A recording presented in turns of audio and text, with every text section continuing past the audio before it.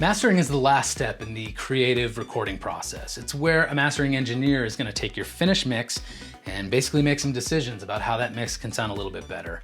They might add effects like compression and limiting and EQ, and definitely also bring up the volume of your mix. There's 5 things I want to tell you about mastering that have nothing to do with audio engineering, but they're very important to keep in mind.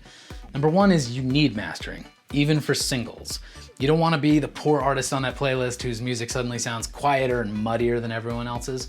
So, even if you're just releasing singles one at a time, get that music mastered. Number 2, mastering is not going to make crap sound good. In fact, it can even ruin a good mix if it's done poorly. But if it's done right, it'll take a good mix and make it sound great. 3, brace for a whole lot of mystery in this process. When you get your masters back and you want to compare them to the mixes, or if you get 2 different masters back and you want to compare them to each other, you have to adjust for volume, for one thing. That's super important because our ears lie to us and tell us that loudness is better, and that is not the case. So adjust for volume. The other thing you have to keep in mind with this mystery is that there's always going to be trade-offs, and in order to bring out those crystal clear high frequencies, you might be sacrificing some body and warmth in the mid-range.